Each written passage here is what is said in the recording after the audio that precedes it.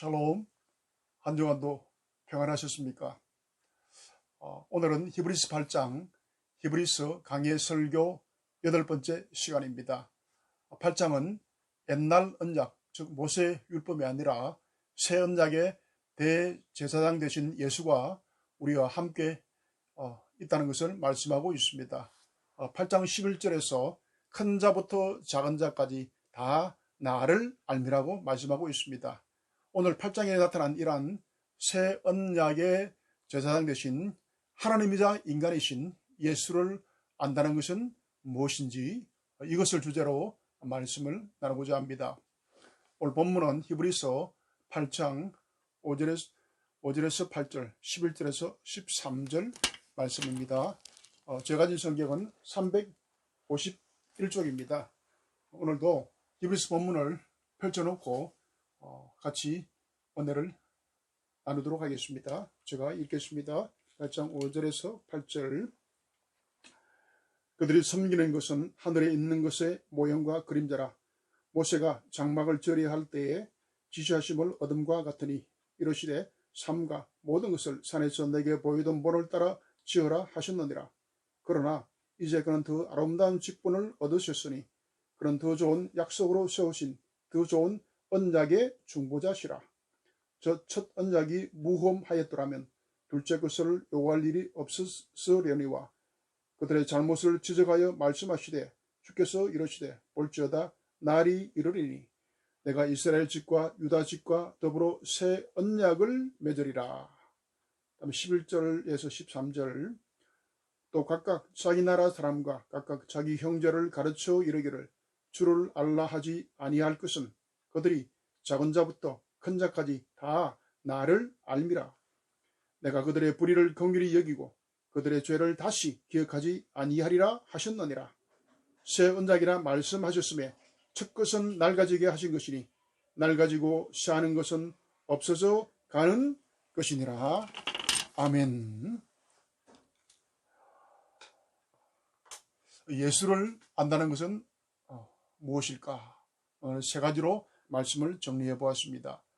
예수를 안다는 것은 첫 번째, 새 언약의 중보자이신 예수를 아는 것이다 라고 할 수 있습니다. 새 언약이 있으면 옛 언약이 있었습니다. 옛 언약은 구약의 율법, 즉 모세 율법에 따라서 드리는 제사를 말합니다. 새 언약과 옛 언약은 같은 면이 있고 또 다른 면이 있습니다. 같은 점은 동일하게 피로서 제사를 드린다는 것입니다. 그러나 다른 것은 제물이 양에서 예수로 바뀐 것입니다. 그리고 중보자가 제사장에서 예수로 바뀐 것입니다. 여기서 이 중보자란 무엇인가? 중보자는 하나님과 인간 사이의 보정인을 말합니다. 본절에서 기독교의 핵심 진리인 중요한 단어가 등장을 합니다. 바로 이 중보라는 단어입니다. 이에 해당하는 헬라어 메시테스는 두 존재의 중간에 위치하는 사람, 그런 뜻이 있습니다. 영어로는 화해자나 중재자를 의미하는 미디에이터입니다. 이 중재자에 대해서 말씀을 드리겠습니다. 고대 아테네 사회에서는 중재를 위해서 60세 이상 되시는 경험 많은 그 어르신이 시민 사이에 일어난 그 분쟁을 중재하고 화해시키는 일을 했던 것으로 전해지고 있습니다. 이들이 바로 메시테스입니다. 중재자라는 말이죠. 이 본 히브리 저자는 이와 같이 그 당시에 사람들이 흔히 쉽게 사용하였던 이 메시테스라는 단어를 사용하여서 예수님과 우리 사이에서 서신 중보자 메시테스를 이야기하고 있는 것입니다. 두 사람 사이에서 화해시키는 자를 뜻하는 이 메시테스는 성경에서 자신의 몸을 화목제물로 드림으로써 인간과 하나님 사이에 화목해 하신 예수 그리스도를 가리키고 있는 것입니다. 새 언약과 옛 언약의 관점의 차이가 오늘 읽은 본문 히브리서 13절에서 나와 있습니다. 13절 새 언약이라 말씀하셨음에 첫 것은 날 가지게 하는 것이니 날 가지고 사는 것은 없어져 가는 것이니라. 여기서 첫 것은 율법, 즉 모세의 율법을 가리키고 있습니다. 새 언약이란 옛 언약에서 드렸던 인간 제사장이 짐승의 피로 이제 계속 제사 드리는 것이 아니라 예수 그리스도의 피로서 죄로 인해 단절됐던 하나님과 인간 사이를 이어주는 중보자 역할을 하는 예수 그리스도를 주신 언약이 바로 새 언약입니다. 죄가 인간과 하나님 사이를 단절시켰습니다. 구약 제사로는 이제 더 이상 이 벌어진 단절을 메꿀 수가 없었습니다.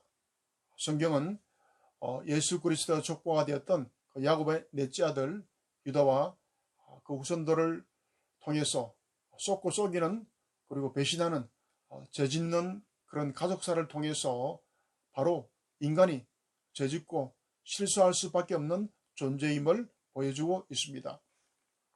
그래서 이 예수를 안다는 것은 죄짓는 인간과 하나님 사이에 중보자 역할을 하시는 바로 그 예수님을 안다는 것입니다. 내 힘으로 할 수 없는 것을 중보자 되신 예수님께 그 문제를 가지고 나오는 것입니다. 만나야 문제가 해결되는 것입니다. 사람이 아니라 하나님과 중보자 역할을 하는 예수님을 만나야 합니다. 먼저 예수님께 나오시기를 바랍니다. 두 친구가 바다에서 조개를 줍고 있었습니다. 그러다가 큰 조개를 발견하고 서로 가지려고 싸웠습니다. 그러나 힘이 센 친구가 결국 그 조개를 가져가 버렸습니다. 조개를 빼앗긴 친구는 속이 상했습니다. 그러다가 다시 조개를 찾게 됐는데 그 친구가 우연히 진주 조개를 발견하게 되었습니다. 그리고 그 진주 조개를 품속에 고이 숨겨두었습니다. 그리고 이번에 같이 조개를 찾다가 큰 조개를 다시 발견하게 됐는데 이번에는 싸우지 않고 힘이 센 그 친구에게 그 큰 조개를 양보하였습니다. 왜 그랬을까요? 바로 이 친구는 진주 조개를 발견해서 진주 조개를 가슴에 품고 있었기 때문이었습니다. 이제부터는 어떤 우리의 허물도 용서해 주시고 하나님과 우리 사이에 중보자 되시는 그 예수를 가슴에 품으시고 사소한 것으로 다투지 말고 욕심을 포기함으로써 큰 보물인 예수님을 품으심으로 나아갈 수 있기를 바라겠습니다. 두 번째 예수를 안다는 것은 우리의 죄를 긍휼히 여기시는 예수님을 안다는 것입니다. 긍휼히 여기시는 예수님. 본문 8장 11절 후반절에서 8장 11절에서 그들이 작은 자로부터 큰 자까지 다 나를 알리라.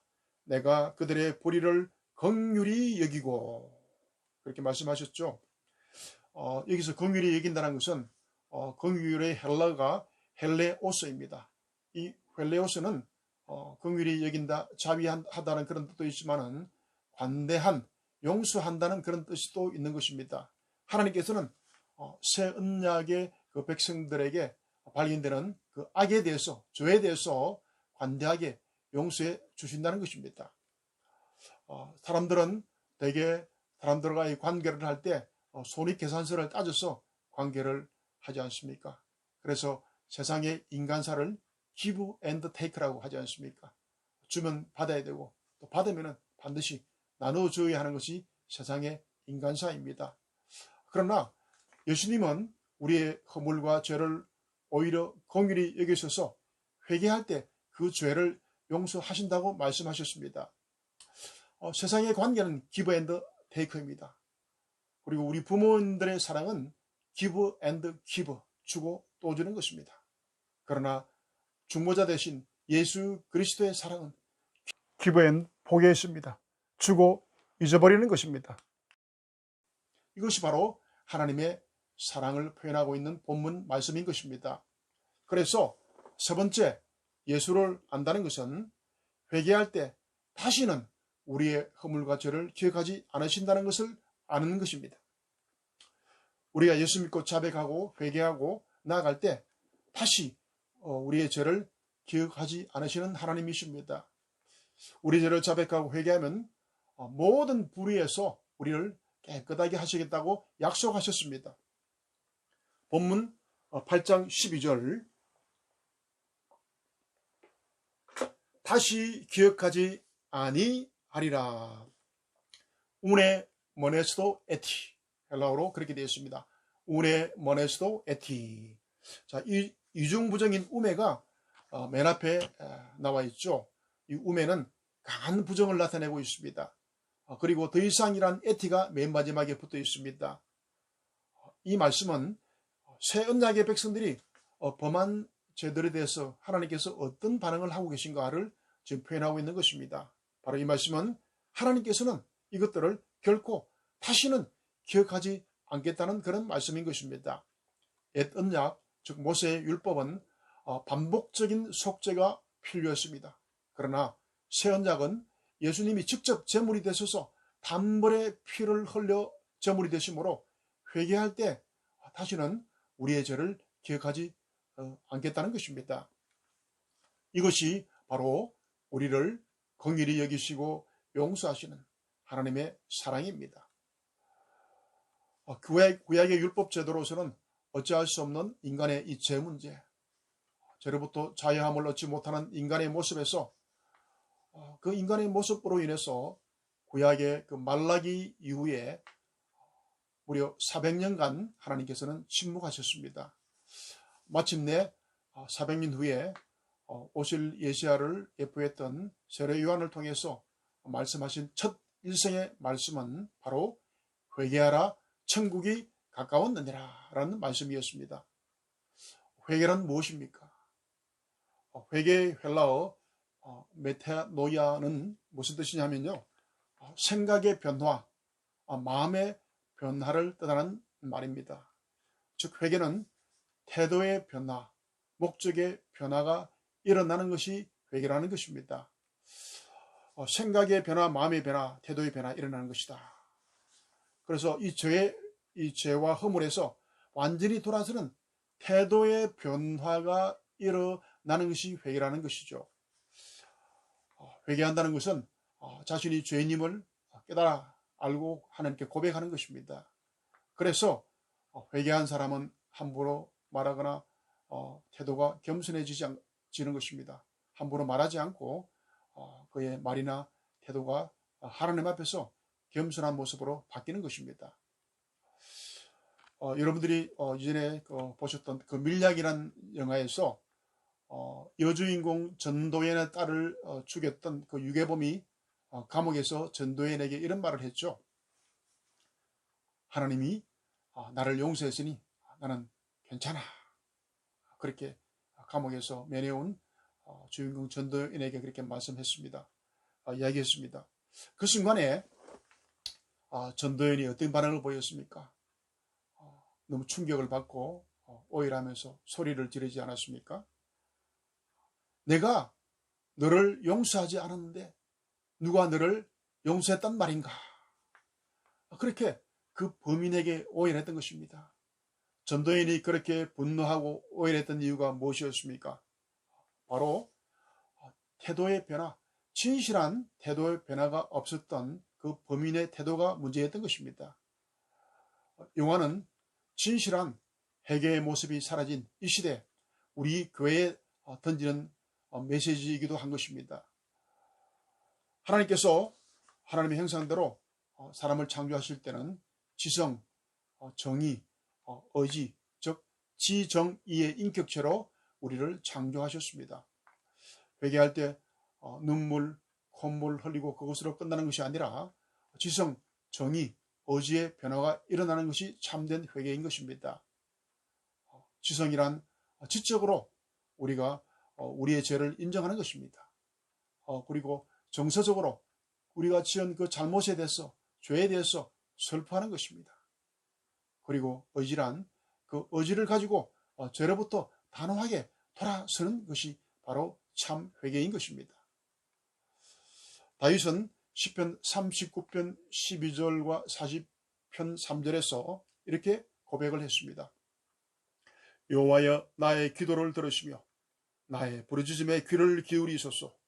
내가 눈물 흘릴 때 잠잠하지 마옵소서. 나는 주와 함께 있는 나그네이며 나의 모든 조상들처럼 떠도나이다. 주는 나를 용서하사 내가 떠나 없어지기 전에 나의 건강을 회복시키소서. 이렇게 온 마음을 다해서 하나님 앞에 회개하고 용서를 빌었습니다. 다윗의 시편의 대부분의 이 시편들은 이런 회개의 기도였습니다. 죄를 저지른 후 이렇게 온 마음을 다해서 하나님 앞에 회개하는 이 다윗을 하나님께서는 용서하시고 다윗을 귀하게 사용하셨던 것입니다. 존 스토트 목사님께서는 회개에 대해서 이렇게 말했습니다.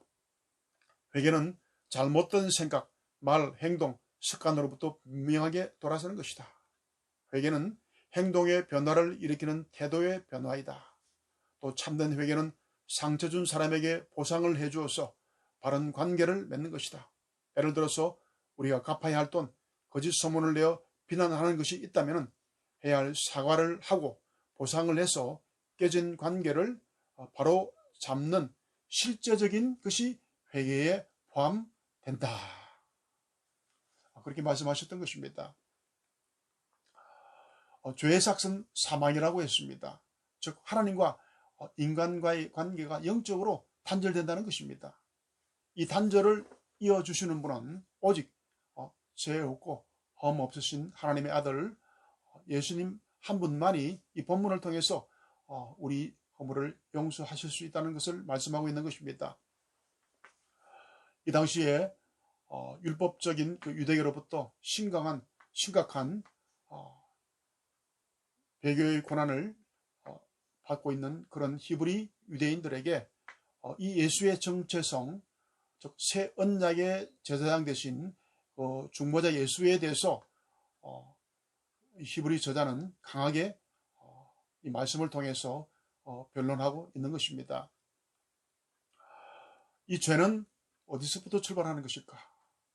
죄는 사람들이 자신의 소견대로 말하고 행동하는 데서부터 출발하는 것입니다. 자신의 소견대로 한다는 것은 자기 중심적으로 생각하고 말하고 행동한다는 것입니다. 즉 이기적으로 행동한다는 것입니다. 남을 배려하지 않고 존중하는 이타적인 삶과 반대되는 삶을 산다는 것이죠. 이기적이 되면 다른 사람에 대한 배려가 없어지는 것입니다. 다른 사람을 배척하게 되지 않습니까? 자신들의 이익에 반하면 다 나쁜 불이라고 여기는 것입니다. 바로 이것이 내 소견대로 하는 것입니다. 이 죄는 바로 이 자기 소견대로 하는 것에서부터 출발하는 것입니다. 그래서 우리는 늘 소견대로 하는 것을 조심해야 하는 것입니다. 내 소견이 아니라 늘 하나님과 하나님의 뜻과 지혜를 구해야 하는 것입니다. 이 지혜는 하나님이 주시는 것이지만 내 소견대로는 내 감정이 개입되기 시작하는 것입니다. 내 소견대로 할 때 이 악한 영이 개입하는 것입니다. 이 내 소견대로 하면은 아무리 좋은 말씀을 주셔도 자기가 그 말씀을 가려서 판단하는 것입니다. 그래서 이 내 소견대로 하는 것은 굉장히 위험한 것입니다. 내 소견대로 하는 사람들의 특징이지 않습니까? 날 분란을 일으키고 트러블 메이커가 되지 않습니까? 바로 이것이 죄의 출발점이 된다는 것입니다. 그래서 이 자기 중심적인 내 소견대로 이 생각이 항상 위험한 것입니다. 그러나 지혜 있는 사람은 트러블 메이커가 되는 것이 아니고 어딜 가든 피스 메이커가 되는 것입니다. 지혜는 하나님께서 주시는 마음이므로 주위 사람들과 늘 합하고 평안함을 주는 것입니다. 창세기에 보면은 이 아담과 하와에게 다른 것을 다 허락하셨지만은 이 선악을 알게 하는 그 선악과는 따먹지 말라고 명령하지 않았습니까? 그러나 그것을 따먹으면은 하나님께서 너에게 선악을 판단하는 그 분별력을 주실 거야. 그렇게 사탄이 속삭이지 않습니까? 이 사탄이 속삭일 때 아담과 하와는 내 소견대로 그렇게 판단했던 것입니다. 이 내 소견대로 하는 마음이 바로 이 사탄이 주는 것입니다. 내 소견은 내가 바로 판단하는 심판자가 되는 것입니다. 이것이 왜 문제가 되는 것입니까? 내가 심판하는 것은 바로 하나님의 영역을 침범하는 것이기 때문입니다. 문제는 내가 그런 실수를 해놓고도 그것을 모른다는 것입니다. 이렇게 되면 공의는 무너지고 불법이 판을 쳐도 내 생각이 옳고 남은 항상 틀렸다고 그렇게 판단하게 되는 것입니다. 이 소견대로가 바로 인간의 원죄가 되었던 것입니다. 이것이 모든 죄의 출발점이 되는 것입니다. 내 중심이 되어서 소견대로 하는 순간에 평화는 깨어지고 싸움은 시작되는 것입니다. 그래서 자주 본인 사람들과 혹시 부닥치는 사람들이 있다면 자신을 돌아봐야 하는 것입니다.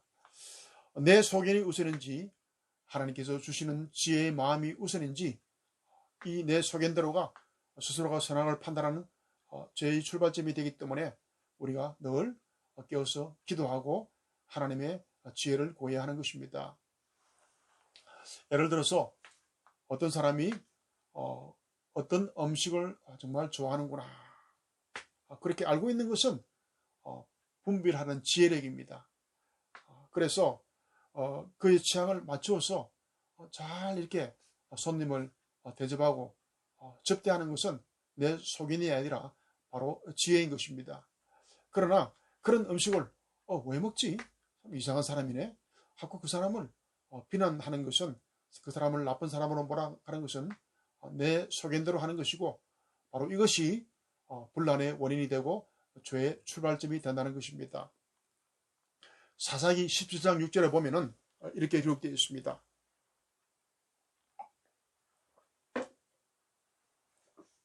사사기 17장 6절 그때는 이스라엘의 왕이 없었으므로 사람마다 자기 소견에 옳은 대로 행하였더라. 이 분절은 하나님의 말씀대로가 아니라 자기 소견대로 하는 데서부터 시작된 것입니다. 이 사사시대에는 왕이 세워지기 전에 사사들이 통치했던 그런 시기였습니다. 그런데 이 사사시대는 이스라엘 역사상 가장 어두웠던 암흑의 시대가 바로 이 사사시대였습니다.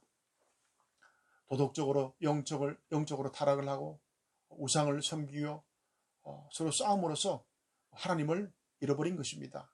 그래서 하나님께서 명령하신 그 가나안 정복을 제대로 실행하지를 못했던 것입니다.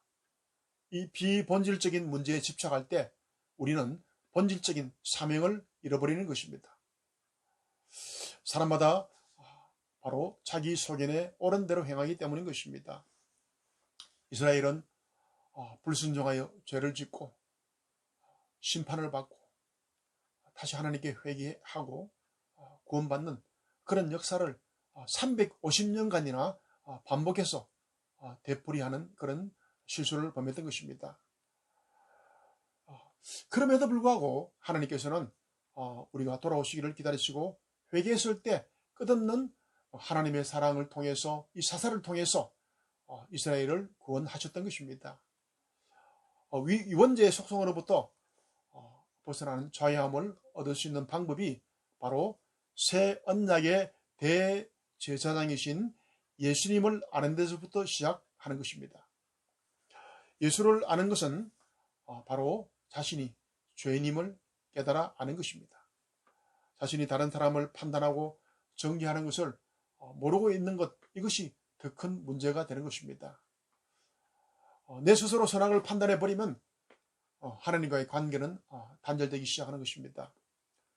나는 용서받았지만 다른 사람들은 용서 못하는 그런 이 믿음은 내 소견대로의 믿음인 것입니다.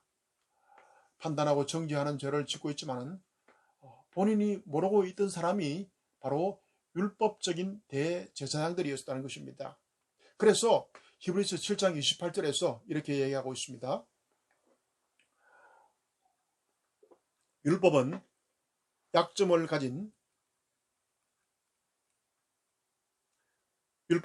가진 사람들을 제사장으로 세웠거니와 이렇게 기록되어 있죠. 용서받지 못한 제사장이, 제대로 회개하지 못한 제사장이 다른 일을 용서한다는 그런 모순에 빠져 있는 것입니다. 죄로부터 이 자유는 바로 내 소견으로부터 함부로 하는 그런 행동으로부터 자유함을 얻는 것입니다. 죄에서부터 자유함을 얻는 길은 이 문제를 하나님께 맡기고 자신의 허물을 먼저 하나님 앞에 회개하고 하나님께 지혜를 구하고 하나님의 때를 믿음으로 기다릴 때 바로 우리가 자유함을 얻는 것입니다. 해결되지 않는 그런 문제들을 하나님께 믿음으로 맡겨버리는 것이 자유함을 얻는 척경인 줄로 믿습니다. 내 소견대로 하는 열정은 믿음이 아닌 것입니다. 내 소견대로의 열정은 분란을 일으키고 트러블 메이커가 되는 것입니다. 예수님께서는 의인을 부르러 오신 것이 아니라 바로 죄인을 부르러 이 땅에 오신 것입니다. 왜 공동체 안에서 이 분란이 일어나는 것인가? 나는 죄가 없다고 착각하는 사람들 때문인 것입니다. 아니, 죄가 있다는 것을 잊어버리는 그런 사람들 때문인 것입니다. 바로 악한 영이 사탄이 개입하기 때문인 것입니다. 이 시대는 구하는 기도는 넘쳐나는데 회개하는 기도는 사라지고 있는 것이 이 시대의 우리의 모습이 아니겠습니까? 회개하는 사람은 자기 소견대로 하는 것, 그래서 이 죄에 대해서 더 민감해지는 사람인 것입니다. 죄에 대해서 민감한 사람은 함부로 말하거나 행동하지 않는 것이 사람인 것입니다. 자신의 생각과 다르더라도 하나님의 뜻을 기다릴 줄 아는 사람이 바로 회개한 사람의 특징인 것입니다. 내 소견대로 행동하는 순간에 바로 옛사람의 속성으로 다시 돌아가는 우리를 범하는 것입니다. 그럼에도 불구하고 하나님께서는 우리에게 길을 열어두셨습니다. 왜냐하면 오늘 본문에 말씀하신 대로 긍휼히 여기시는 하나님의 사랑으로 오래 참으심으로 우리가 회개하고 돌아올 때까지 기다리시며 우리가 회개하는 순간에 우리의 허물을 다 기억도 안 하시는 그 하나님이 계시기 때문인 것입니다. 예수의 조상이 된 그 유다의 죄와 유다 아버지의 그 야곱, 그 후손들의 속고 썩이는 그 가족사에도 불구하고 이스라엘을 긍휼히 여기시고 용서하시고 기억도 하지 아니하시는 것이 바로 하나님의 은혜입니다. 그럼에도 불구하고 은혜가 우리의 허물을 덮어서 우리를 자유하게 하게 하는 것입니다. 은혜, 카리스는 우리가 값없이 자유함을 누리는 것입니다. 왜냐하면 예수님께서 이미 그 값을 치르셨기 때문인 것입니다. 이것이 바로 중보자 예수, 제사장 예수를 통해서 회개할 때 우리의 죄를 용서해 주시고 하나님의 나라로 들어가게 하시는 하나님의 은혜 카리스입니다. 헬라어로 기쁨을 카이로라고 합니다. 이 카리스와 카이로는 어근이 같은 뿌리에서 시작하는 것입니다.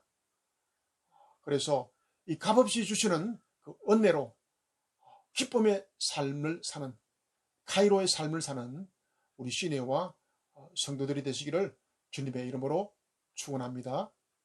찬양하겠습니다. 예수를 알미라. 내 안에 가장 귀한 예수를 알미라.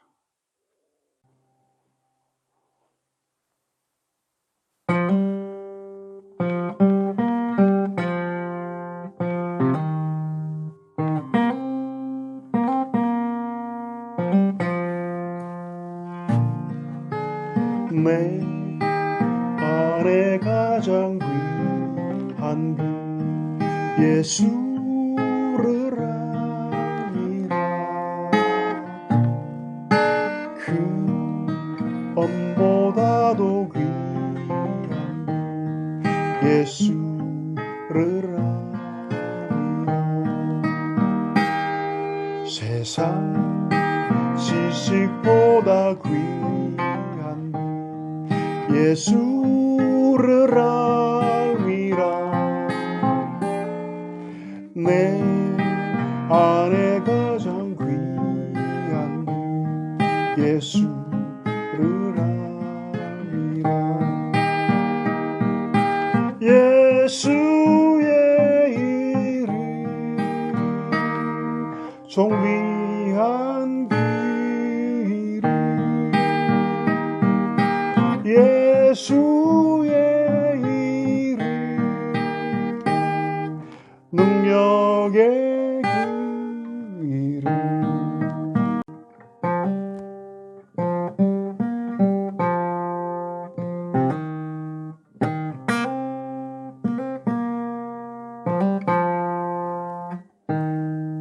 세상 지식보다 귀한 예수를 알미라.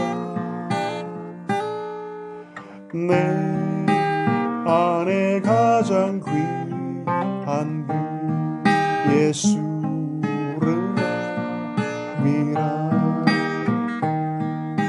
예수의 이름 존귀한 그 이름,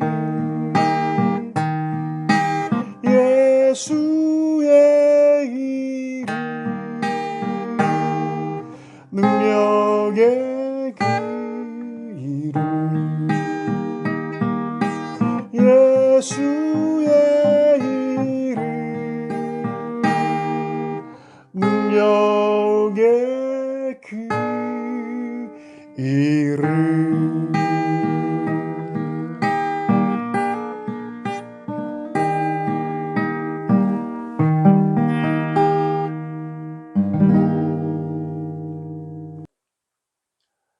기도하겠습니다.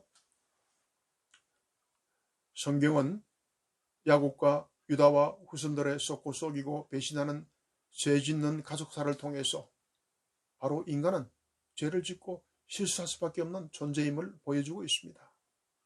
죄 짓는 인간과 하나님 사이의 중보자 역할을 하시는 예수를 알아감으로 우리 허물을 회개하고 용서받고 자유함을 얻게 하여 주시옵소서. 값없이 주시는 중보자 예수의 은혜를 알고 기쁨으로 이 땅을 살게 역사하여 주시옵소서.